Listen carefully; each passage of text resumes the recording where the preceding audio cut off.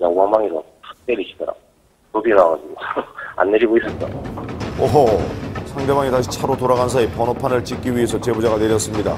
그런데 이번에도 또 야구방망이를 꺼내듭니다. 야구방망이가 두 동강이 났는데 그 손잡이를 들고 계속 또 저한테로 또 때리려고 하더라고요. 더 이상 맞으면은 제가 죽겠구나 싶어가지고 저도 방어를 하면서 제압을 했죠. 야, 이거 보기만 해도 굉장히 소름 끼치는 상황인데요. 자, 과연 이럴 때 법률적으로는 어떻게 되는지 전문가한테 한번 물어봤습니다. 야구방망이라는 굉장히 위험한 물건으로 이 제보자의 목을 몇 차례 툭툭 쳤어요. 이것은 폭력행위 등 처벌에 관한 법률에서 특수폭행에 해당합니다. 특수폭행은 그렇군요. 1년 이상의 징역에 굉장히 무거운 형벌이고요. 이 제보자의 차량을 야구방망이로 치면서 여러 협박을 하는데요. 이건 역시 또 특수협박죄입니다. 특수협박죄도 1년 이상의 징역이고 제보자를 가격을 하는데요. 이것은 상해의 고의가 충분히 있어 보이고요. 이것은 특수상해죄입니다. 이건 앞서 말씀드린 폭처법에 의해서 처벌을 받고요. 3년 이상의 징역, 굉장히 엄하게 처벌을 받을 수 있습니다. 네, 이런 시비에 처음부터 대응하기보다는 경찰에 도움을 요청하는 게 가장 좋겠죠.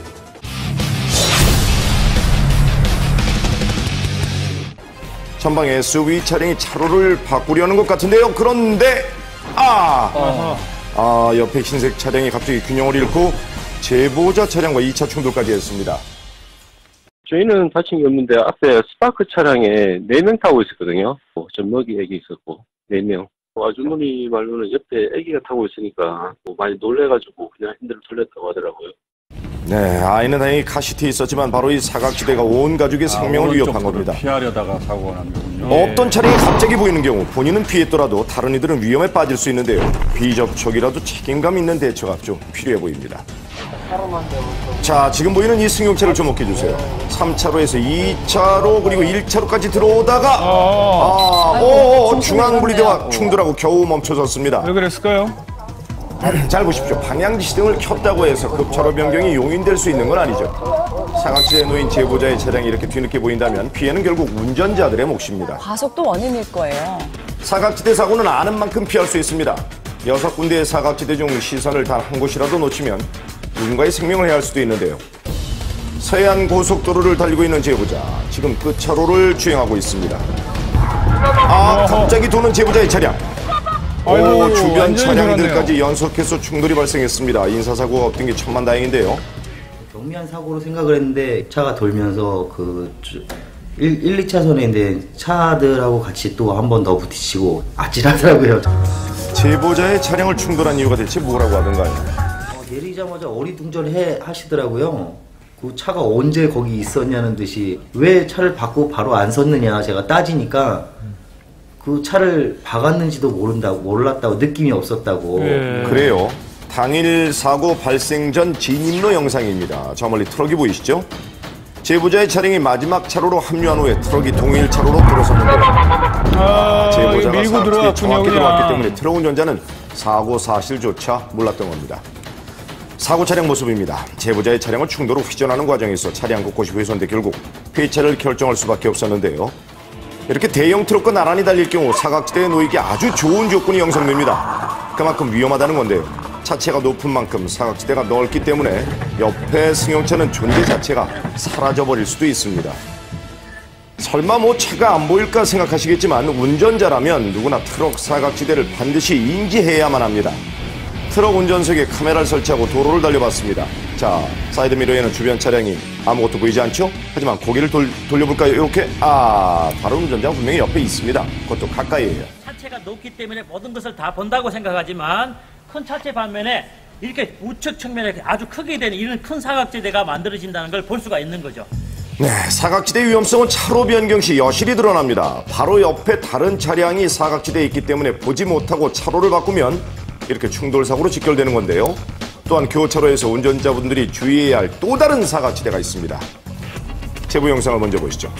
앞에 오토바이가 보이는데요. 그런데 택시와 그대로 들이받았습니다. 이게 어떻게 된 일일까요? 저기는 사각지대가 아닌 것 같은데요. 오른쪽에서 좌회전 신호를 받고 택시가 좌회전을 했는데 예. 앞에 많이 전진해 있는 오토바이 기사님을 이것도 안 못 보셨던 보이나 것 봐요? 같더라고요. 자, 화면에서 이렇게 잘 보이는데 택시 운전자가 보지 못할 수도 있다니 이거 믿어지시나요? 정면인데도 안 보여요. 예, 그런데 다음 제보 영상에서도 비슷한 상황이 펼쳐집니다. 앞에 택시가 좌측으로 들어서는데 자칫 대형 인사사고로 이어질 뻔했는데요. 딴 데를 보고 걸었어요. 정면을 보거나 뭐 좌측을 본 게 아니라 아예 딴 데를 보고 걸어가지고. 다행히도 큰 외상은 없었지만 보행자분들도 사고 원인에 집중하셔야 합니다. 골절이나 그런 건 안 보였고 택시기사 아저씨가 얼른 차량에 탑승하라고 하셔서 바로 병원에 데리고 가신 것 같아요.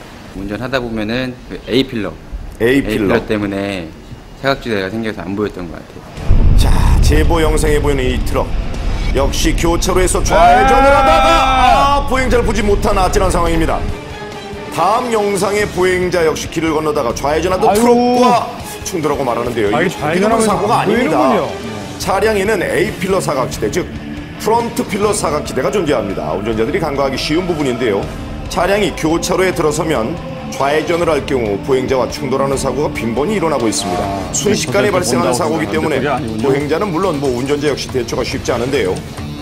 자, 잘 보세요. 앞 유리와 측면 유리 사이에 이 공간이 A필러 사각지대. 여기 좀 작고 협소해 보이지만 치명적입니다. 정확하게 운전석 A필러 사각지대입니다. 이런 A필러 사각지대 사고는 보행자 사망 사고로도 이어질 수 있습니다. 방금 보신 것처럼 한두 발 차이로 보행자가 A필러 사각지대에 들어갈 수 있습니다. 운전석에 앉아 이를 발견하는 일은 생각처럼 쉽지 않은데요. 운전자가 실험 카메라를 착용한 후 직접 주행해봤습니다. 좌회전을 할 경우 주 시선은 먼저 전방에 가 있기 마련이죠. 때문에 좌측의 보행자는 시야에서 벗어날 수 있습니다. 이미 이렇게 보행자가 A필러 사각지대 안에 들어와 있게 되는 거죠. A필러 사각지대 사고는 정말 순간적으로 발생합니다. 교차로에서 좌회전하는 자동차와 뒤늦게 횡단보도로 뛰어드는 보행자가 충돌하는 사고가 자주 발생합니다. 도로교통법을 제대로 지켰어도 완전히 피할 수 없는 게 사각지대 사고입니다. 그렇기 때문에 무엇보다 운전자의 평소 습관이 중요한데요. 운전자가 교차로 좌회전할 때는 횡단보도에 뒤늦게 보행자가 뛰어들 수 있다는 그런 예측하는 자세가 필요하고요. 전방에 신호만 주시할 것이 아니라 좌우측에 보행자가 있는지 없는지 확인하는 자세가 필요합니다.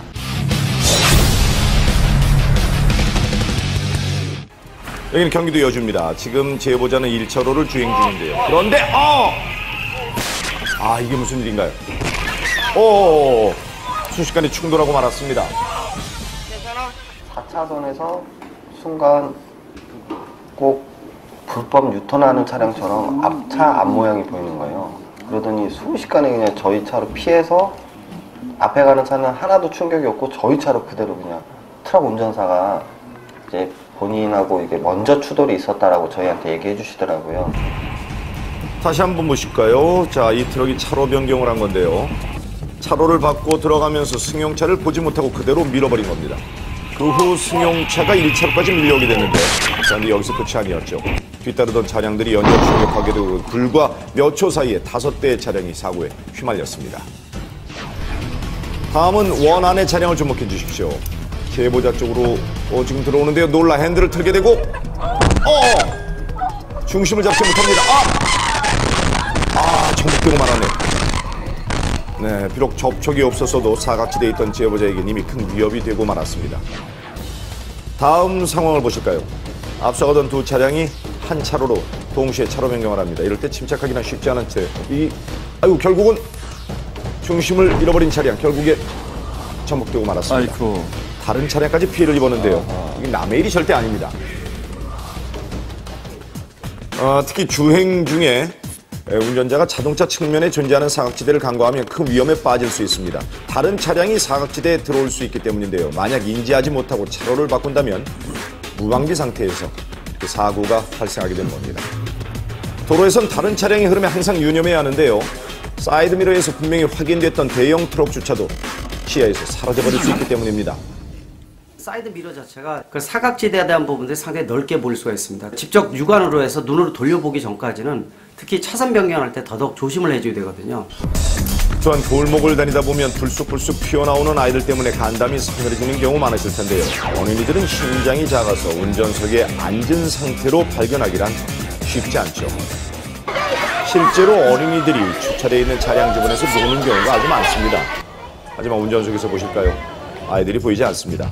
만약 운전자가 이대로 출발한다면 주변에 있던 아이들의 안전은 어디서도 보장받을 수 없게 됩니다.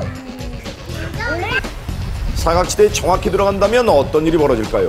무려 50여 명이나 되는 아이들이 차량 주변에 서 있습니다. 자, 그런데 사이드미러를 아무리 움직여봐도 이 중에서 운전자 시야에 들어온 아이는 단 한 명도 없습니다. 실제 그렇습니다. 고개를 돌려볼까요? 아이들이 보이죠? 만약 차량 가까이에 신장이 작은 아이들이 있을 경우 운전자가 차량을 움직임과 동시에 아이고 끔찍합니다. 곧바로 사고로 직결될 수 있습니다. 사이드미러를 통해서 보는 각도하고 이 각도하고 이 각도 자체가 완전히 사각이 됩니다. 그러니까 여기서 이렇게 되는 범위가 다 하나도 안 보입니다. 여기서 아이들을 10명, 20명 세워도요 한 명도 안 보입니다.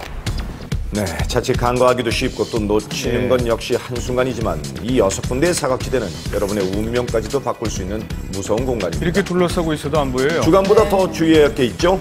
야간입니다. 특히 전방의 위험은 한층 높아지는데요.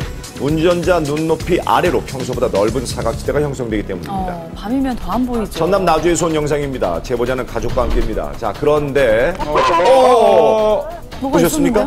사람이었나요? 아, 정말 아찔한 상황인데요. 사람 누워있잖아. 큰일 날 뻔했어요. 피한 게 정말 대단하네요. 가까이 가지를 못하겠는 거예요. 죽은 사람인 줄 좀 무서워가지고 한참 지나니까 이게 조금 움직이더라고요, 몸을. 브레이크 밟으면 바로 그냥 밀리는 거리잖아요. 제 뒤에 오는 차가 또 똑같은 상황에서 그냥 받아버릴 거잖아요. 정말 큰일 날 뻔했네요. 다음 제보자는 자동차 전용 도로를 지나고 있는데요. 그런데 저 앞에 지금 취객이 누워 있습니다. 아, 운전자가 조금만 부주의해도 인사사고가 날 수 있습니다. 완전히 지죽은 듯이 누워있더라고요. 근데 좀 보다 보니까 조금씩 이동이 있길래 네, 제보자가 비상등을 켜고 내려서 상태를 확인하는데요. 아이고, 그제야 정신이 드나 봅니다. 이런 데서 주무시면 안 되죠. 정신을 차리는 듯 하면서 좀 있다가 차가 뒤에서 빈 택시가 오더라고요. 그 빈 택시를 타고 갔습니다. 사람이 누워있을 거라고 누가 생각을 했겠어요, 거기에. 그럼요. 당시 그나마 다행인 건 바로 이 불빛 덕분에 제보자가 미리 제동을 할 수 있었던 거죠. 한 잔 술이 어둠이 켜놓은 사각지대 속으로 운전자와 보행자 모두를 밀어넣을 수 있습니다. 만에 하나라도 야간에 운전자가 곡선 구간을 막 도는 순간 취객이 누워있기라도 한다면 그건 여지없이 사고로 이어질 수밖에 없는데요. 전방 사각지대가 어둠과 만날 경우 운전자는 밝은 곳에 더욱 집중하기 때문에 눈높이인 1m 지점 아래의 장애물은 놓치기 쉽습니다.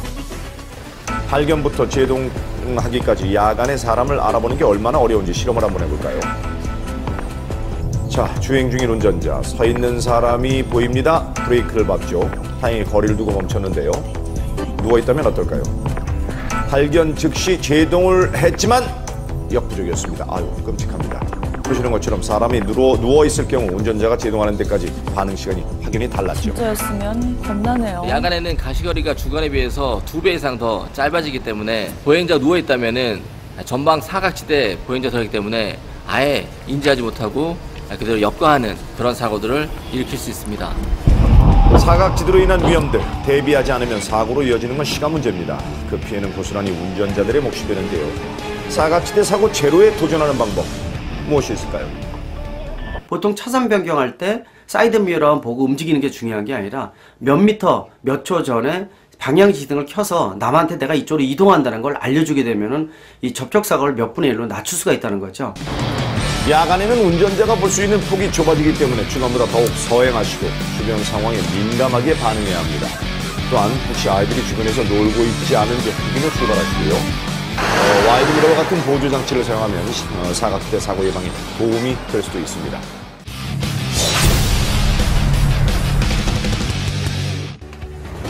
여기는 경부고속도로입니다. 오른쪽 차량을 주목해 주세요. 갑자기 그 브레이크 소리가 살짝 나는가 싶더니 어떻게 된 일이죠? 뒤쪽에서는 흰색 승용차가 트럭 후미에 부딪히면서 사고가 벌어졌습니다. 제보자도 위험할 뻔했는데요. 트럭하고 하얀색 그 사고 발생차하고 거기서 버스하고 그 버스 뒤에 있던 차까지 해가지고 4중차 돌려져 있어요. 그냥 브레이크도 안 밟고 그 상태에서 옆차선으로 들어간 거기 때문에 사고 원인은 졸음운전으로 추정되는데요.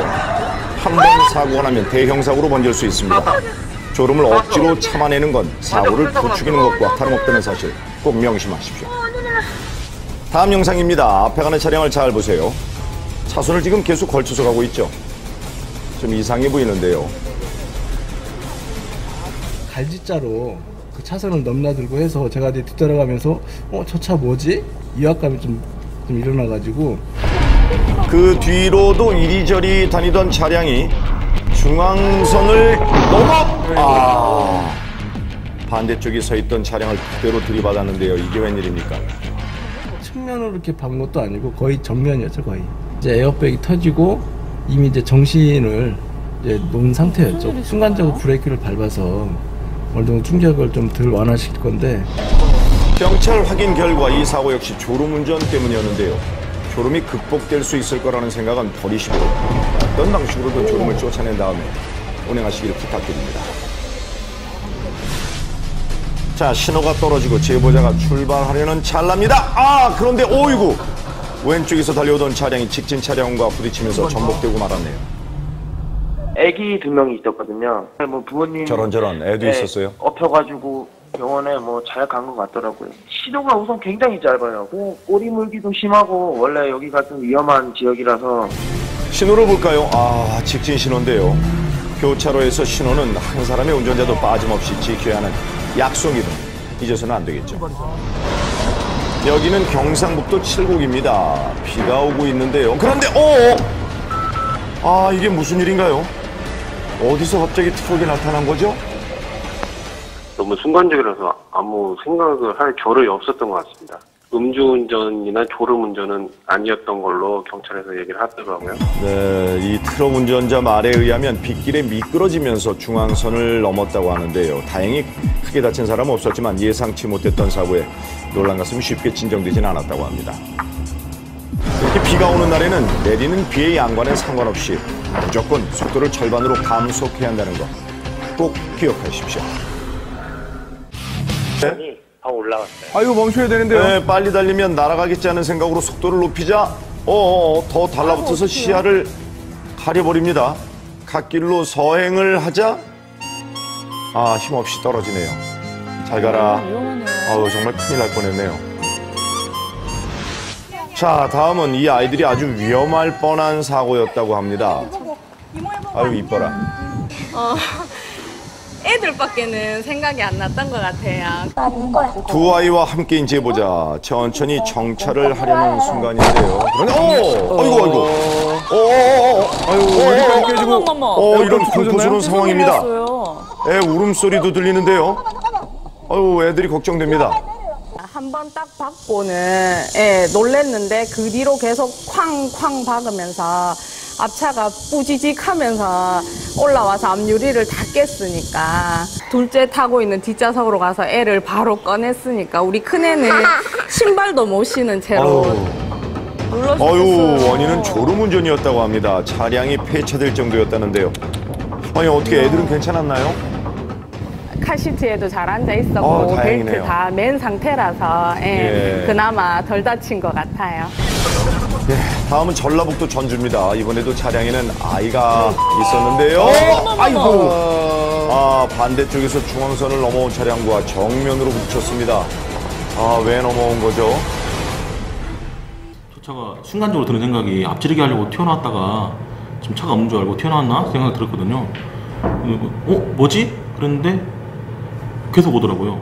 괜찮으세요? 물어보는데 그 순간부터 술 냄새가 너무 많이 나가지고. 술 냄새. 다행히 15개월 된 아이는 무사했다고 합니다. 큰일 날 뻔했네. 카시트 도움도 컸던 것 같고요. 다행히도 에어백이 다 터져서 저도 크게 외상은 없었는데. 네, 두 사고 모두 카시트의 도움을 받을 수 있었습니다. 카시트 없이 사고가 나면 머리는 무려 10배, 목은 4배나 강한 충격을 받는다고 합니다. 중상 확률은요 99% 대 2%로 이건 뭐 하늘과 땅 차이인데요. 게다가 카시트를 사용하면 교통사고 사망률이 무려 71%나 감소한다고 합니다. 하지만 조사에 따르면 우리나라 카시트 착용률은 아쉽게도 40%에도 못 미친다고 하네요. 앞으로 카시트 장착률이 70%까지만 올라가도 어린이 교통사고 사망률을 낮출 수 있다고 합니다. 카시트 선택이 아니죠. 의무입니다. 내 아이를 위해서 꼭 지켜주십시오. 이번 영상은 경기도 남양주시에서 찍힌 영상인데요. 이야, 멋지네요. 무지개네요. 엄청 큰 무지개가 떴습니다.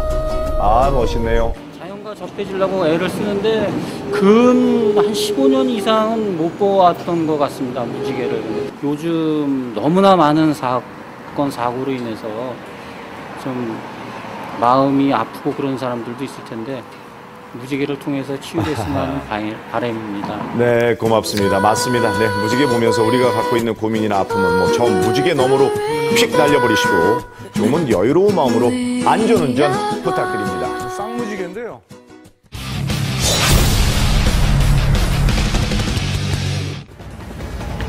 먼저 앞에 보이는 이 차량을 주목해 주십시오. 중앙선을 지금 넘은 것 같죠?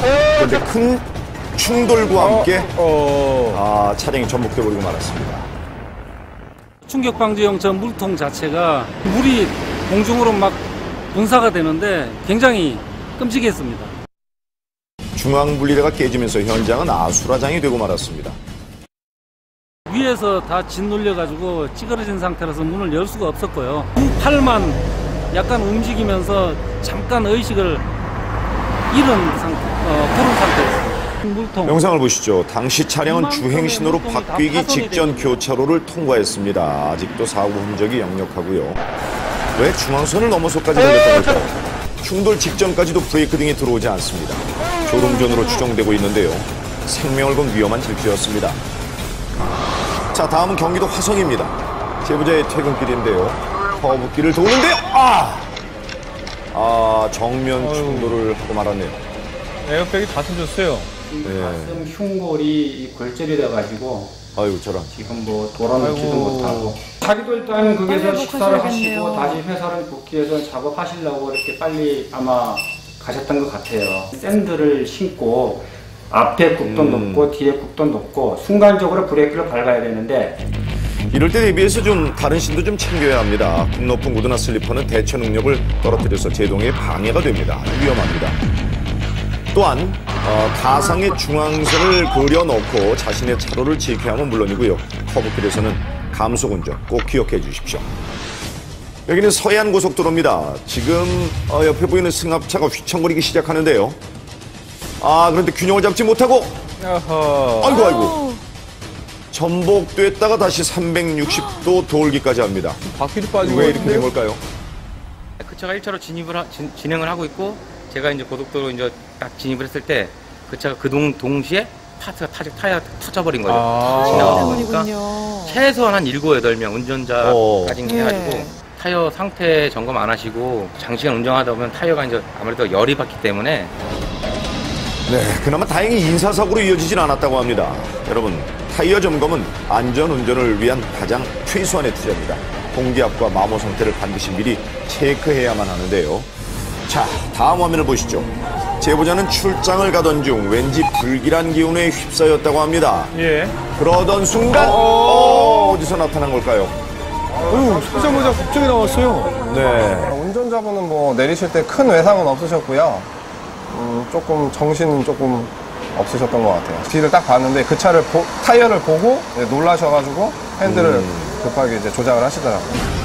대형 크레인 차량의 타이어 조각을 보고 놀란 겁니다. 작은 것도 간과하면 큰 위협이 됩니다. 정기 점검은 필수고요. 장거리 주행 중엔 휴식을 통해 타이어 내부에 열을 식히는 것도 좋은 방법입니다.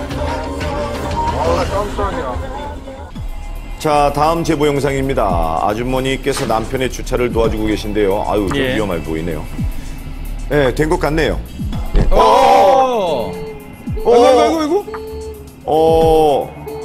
아니. 당황하셨나봐요. 그래도 아내분만 두고 가시면 안 되죠. 이게 웬일입니까? 엑셀을 아마 밟으셨나봐요. 이렇게 팡 하고 이렇게 외쳐셨는데 아주머니가 달라고 하는데 그것도 내팽개 치시고 그냥 쭉 그냥 내려가지고 가버리시더라고요. 한 달밖에 안 된 새 차인데 뭐 그냥 웃음밖에 안 나오죠.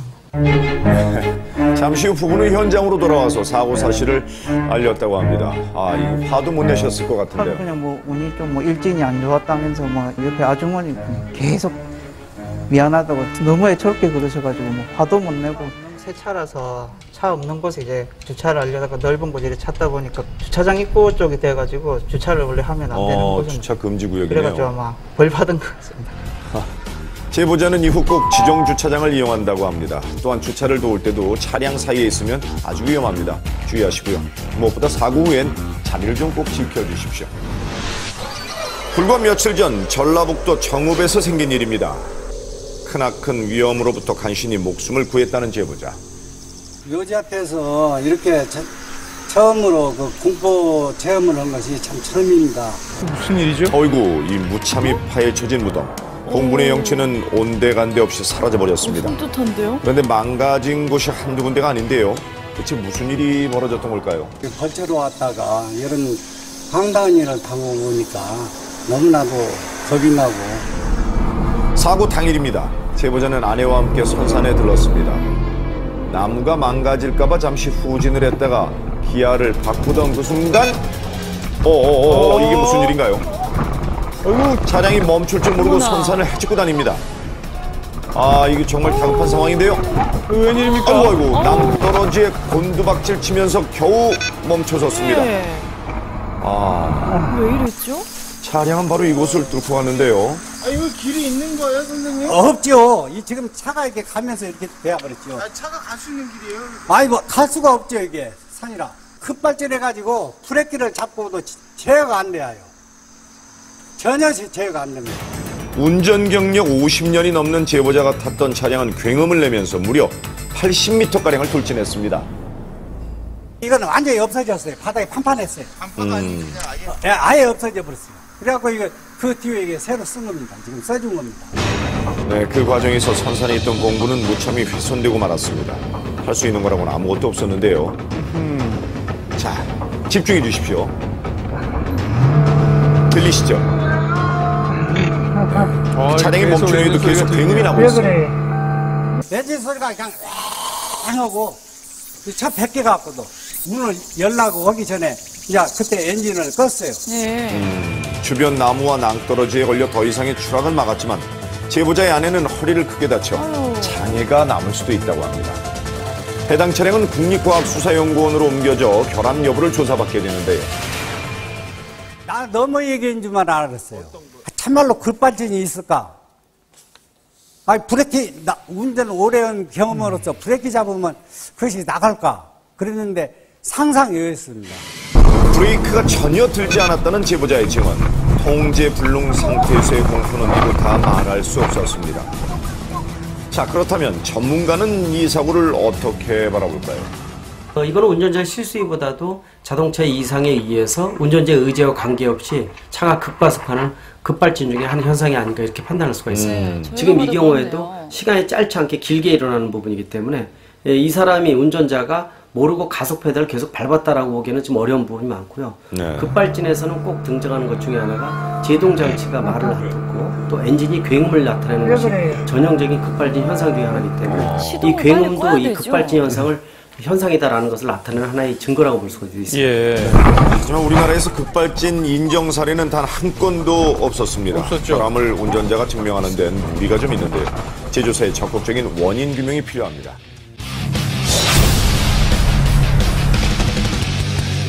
자, 제보자는 지인들과 운동을 마치고 함께 귀가하는 중이었습니다. 그런데 옆 차로의 차량 방향을 잃더니 그만 자, 빗길에 미끄러지고 말았습니다. 자, 보시죠. 가드레일과 충돌한 후 그대로 전복돼 버리는데 자세히 보시면은 지붕이 완전히 짓눌려서 찌그러졌습니다. 운전자가 저거 죽었다. 제가 그 생각을 했어요. 나중에 당차 없이 말짱하게 나오시는데 영화에 차량 막 떼고 부르는데 사람들은 막 살아서 나와요. 이 뻥이 아니구나라는 생각을 했죠.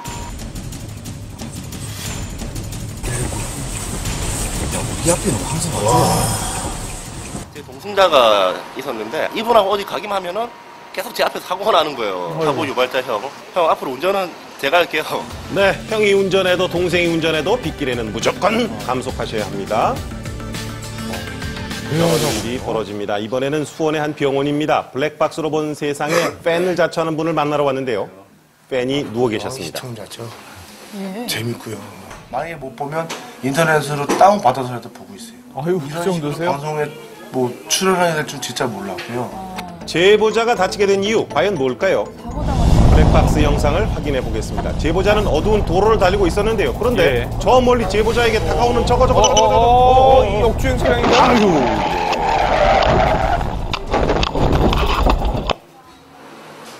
황당했죠. 일단은 내 앞으로 차가 왔으니까요. 역주행해서 왔으니까. 왼쪽에 있는 중앙분리대 보이시죠? 제보자는 차로를 정확히 지키고 있었습니다. 워낙 공격이 커서요. 차 훼손도 심하다고 합니다. 상대편 차량은 거의 뭐 폐차 직전이고요. 제 차도 견적이 한 1,000만 원 정도 나왔어요.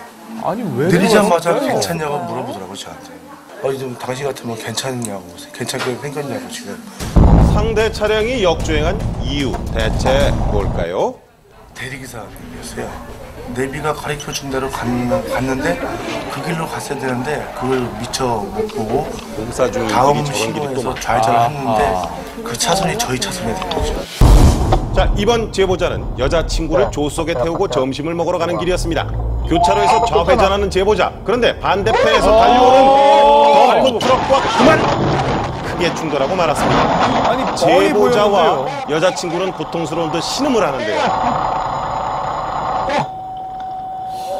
아니 충분히 멈출 수는 있었던 것 같은데요. 당시 차에 함께 타고 있던 두 사람을 만나러 병원으로 직접 가봤습니다.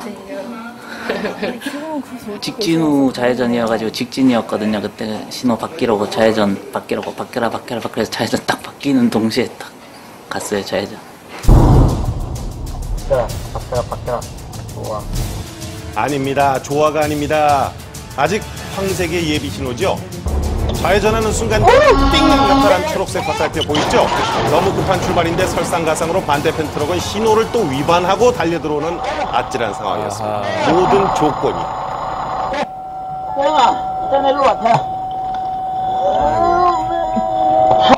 여자친구는 옆에 기절하고요. 여자친구 쪽으로 박아가지고 조수석으로 박아서 기절하고 저는 정신이 있어가지고 그냥 대현아 이름 부르고 늑골 왼쪽 2개랑 오른쪽 4개 나가가지고 지금 골절돼가지고 6주 나왔어요. 오빠는 2주 나와가지고 지금 퇴원하고. 여자친구는 아직 전 6주 나와가지고 뼈가 안 붙어가지고 붙을 때까지 기다려야 돼요. 교차로에서는요, 속도를 줄이고 정해진 신호를 지키는 것이 필수입니다. 사진을 통해 당시 상황을 알 수 있겠죠? 저 정도입니다. 말은 안 해봤는데 막 경찰서 가서 분명히 자기 신호였는데 막 우기다가 블랙박스 보니까 뭐 할 말이 없으니까 그냥 인정했어요. 자기가. 제보자도 이번 사고를 통해서 느낀 점이 있다고 합니다. 바뀌라. 좋아. 저만 뭐 신호시킨다고 이게 사고 안 나는 게 아니더라고요. 상대방 과실로도 사고가 날 수 있고 제 목숨이 왔다 갔다 하는 거니까 그냥 좀 더 안전하게 아무리 제 신호라고 해도 앞에랑 뭐 다 보고 운전해야겠다 이 생각 들었어요. 중앙고속도로 단양부근입니다. 제보자는 성묘를 다녀오던 길인데요. 그런데 갑자기 저 멀리 보이는 여러 개의 불빛들. 제보자는 급하게 브레이크를 밟습니다. 아하, 가까스로 정지했는데 무슨 일이 있었던 걸까요? 사방에 여러 가지 것들이 막 굴러다닙니다. 육종 충돌이었습니다. 그때 심정은 참 말로 표현할 수가 없었죠. 다리가 후들후들 떨렸으니까. 조금만 빨랐으면 제가 그 자리에서 제가 사고 났을 거니까 뭐 타이어가 펑크가 나서 먼저 차가 뒤집어져 있었다고 하더라고요. 그 이후에 가던 차들이 발견하고 피하려고 하다가 다 사고가 났던 부분입니다. 고구마였습니다. 고구마가 그 도로변에 다 뿌려져 있었죠. 자, 천만다행히 큰 부상자는 나오지 않은 상황이었다고 합니다. 가까스로 제동에 성공한 제보자가 전하고 싶은 말이 있다고 했습니다. 목격과 동시에 저희들이 브레이크를 밟았는데도 한 불과 몇 미터 잠가놓고 저희들이 섰거든요. 정말로 이제 안전거리를 유지해야 되고 그 정규 속도를 꼭 지켜야겠다. 그냥 있는 게 아니거든요. 이번에는 동부간선도로입니다. 서울이죠. 도로는 막힘이 없는데 그런데 저 멀리 원안을 주목해 주시기 바랍니다. 정체불명의 물체가 떨어져서 달리는 자동차에 부딪혀서 산산조각 나고 말았는데 바로 이겁니다. 저 물체의 정체 뭘까요? 무슨 박스 같은데요. 방금 전 지나가는 상황입니다. 제보자 옆을 이제 획 쳐가는 트럭 한 대가 있습니다. 화물칸에 냉장고를 싣고 있습니다. 한눈에 봐도 고정이 잘 안 돼 있는 것 같죠? 아니나 다를까 잠시 후 옆으로 쓰러져 버린 냉장고, 하마터면 대형 사고 날 뻔했습니다. 우와. 엄청날 텐데. 네, 종이짝처럼 튀지 않습니까? 예. 이번에는 올림픽대로입니다. 잘 달리는 제보자 앞에 휙! 아이고, 이건 또 뭐예요? 날아온 정체불명의 물체. 바로 도로 위에 한가운데 떨어져 있던 낙하물이었습니다. 공사 자재 같기도 한데요. 앞유리를 가려버린 아찔한 상황이었습니다. 예. 계속 붙어가죠. 차는 훼손은 안 됐고요. 날라가고 운전석 쪽 유리창 반 정도를 가려갖고 좀 되게 고속으로 달리고 있었는데 좀 위험한 상황이었죠. 정체불명의 물체를 앞유리에 붙인 채 제보자는 서서히 차선을 변경합니다. 뒤에 오는 차들 좀 너무 위험해 보여갖고 신경 쓰면서 오른쪽으로 붙어갖고 뛰어내려고 그런 거죠. 위험해 보이지 않는 물건도 도로에선 얼마든지 흉기가 될 수 있습니다. 스르르르르륵. 올림픽대로를 가다 보면 그런 게 많이 떨어져 있거든요.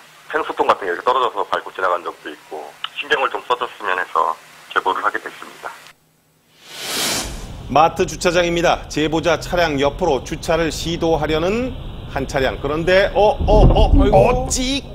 아이, 이거 참 차량 왼쪽을 그대로 긁어버렸습니다. 예. 그런데 부딪히자마자 갑자기 속도를 내더니 위층으로 올라가 버리는 차량. 어디 가시나요? 혹시 도망이라도 가는 걸까요?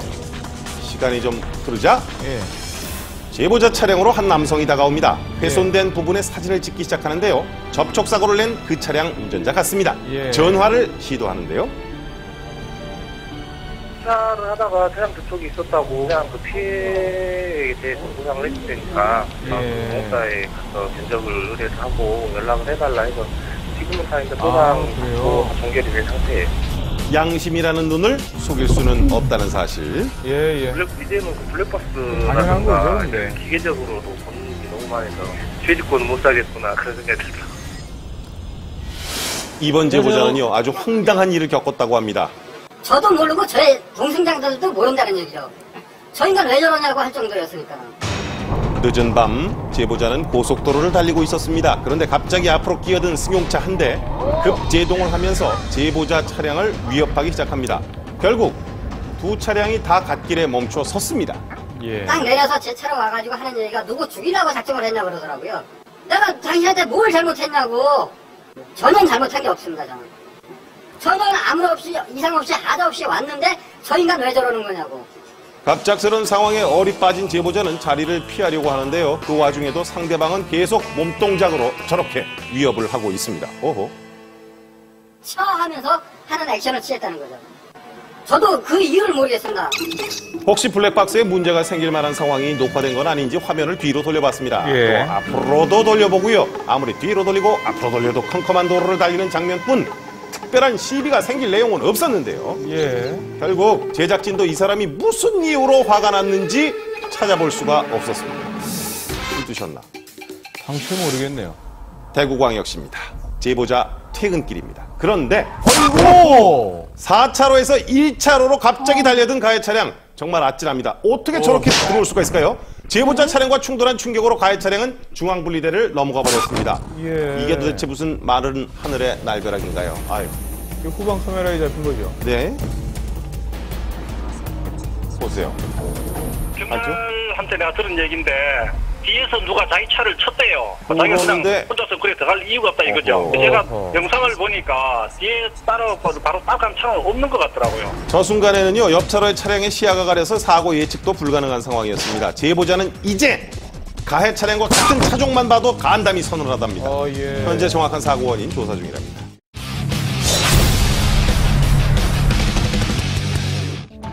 대구광역시입니다. 제보자가 주행하는 도로에 저기 할아버지가 아이고 갑자기 뛰어들었지만 다행히 부딪히진 않았네요. 많이 놀랐는데요. 중이었는데 웬 할아버지께서 갑자기 제 차에 뛰어든 상황이었습니다. 다행히 옆차선으로 차선을 옮겨 할아버지를 피하긴 했지만요. 제 뒤쪽에는 대형 버스가 따라오고 있던 상황이라 자칫 잘못하면 대형 사고가 유발될 수 있었던 섬찟한 상황이었습니다. 이렇듯 도로에서 늘 예상치 못한 상황이 생기고는 합니다. 안전운전뿐만 아니라 방어운전도 꼭 기억해 두십시오. 위험했네요. 어두운 밤입니다. 영동고속도로인데요. 제보자 바로 앞에 주행 중인 차량을 주목해 주십시오. 자, 갑자기 갓길로 주행하기 시작하는데 어딘가 좀 이상하죠. 수상합니다. 왔다 갔다 해요. 차가 정상적으로 이제는 그 깜빡이를 켜지 않고 그러니까 이상한 운전을 하더라고요. 그러니까 좌우 왔다 갔다 그러면서. 졸음 운전일까요? 걱정스러운 마음에 제보자가 상향등을 켜줍니다. 그런데 그 순간 중앙분리대와 충돌하고 말았습니다. 그런데 그 이후로도 왼쪽과 오른쪽을 오가며 계속해서 충돌하는데요. 왜 이러는 걸까요? 중앙분리대를 받는 순간이 있었는데 그때 이제는 확실한 음주운전이라 음주였군요. 아슬아슬한 주행이 계속되자 제보자는 신고부터 합니다. 가까이 가시면 안 돼요. 혹시나 가까이 갔다가 소변 피하고 그건 알고 있습니다. 지금 그냥 가까이 가지 마시고 네, 신고하는 중에도 앞 차량의 아찔한 주행은 계속되고 있습니다. 음주운전이 아니어야 할 텐데요. 저희가 지금 안배지가 있거든요. 사무실에 연결이 돼서 설명을 해주고 제 위치와 차량 번호를 다 알려준 상태로 계속 이제 따라가게 된 거죠. 하지만 이 차량 도무지 멈출 줄 모르고 위험한 주행을 계속하는데요. 계속 가고 있는데요. 얼마 후 톨게이트 앞에서 신고를 받고 대기하고 있던 경찰차가 나타났습니다.